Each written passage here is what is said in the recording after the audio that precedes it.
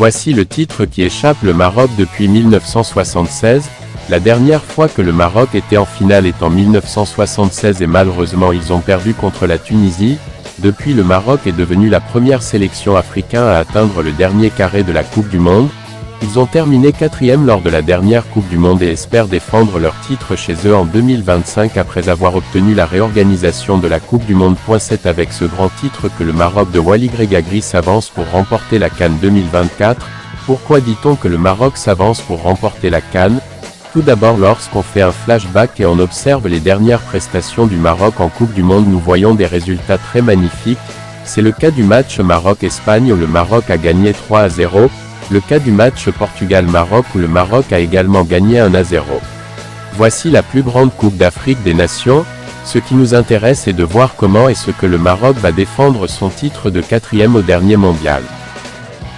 Le Maroc, dirigé par un homme fort qui n'a pas froid aux yeux, Walid Regragui a dit, pour cette Coupe d'Afrique des Nations, une demi-finale pour le Maroc est un échec, donc il souhaite remporter ce trophée avec le Maroc. Lors de la dernière CAN, le Maroc était sorti en quart de finale après avoir été éliminé par l'Égypte, se présentant également en tant que grand favori pour cette CAN. Lorsqu'on observe le palmarès des Coupes d'Afrique des Nations, nous voyons que le Maroc est loin d'être un grand.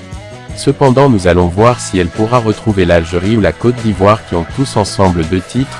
Donc nous voyons que c'est difficile pour les pays du Nord de remporter la CAN devant les pays subsahariens excepté l'Égypte.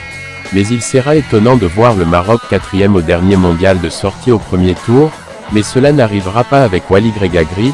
Jetons donc un coup d'œil sur la liste des 27 joueurs de Walid Regragui. En première observation, nous ne voyons pas beaucoup de changements car la plupart des joueurs présents sont ceux qui ont disputé le mondial. Mais moi je trouve qu'il a une profondeur tactique différente, donc en défense on aura Mazraoui à gauche, Hakimi à droite. Bono dans les buts.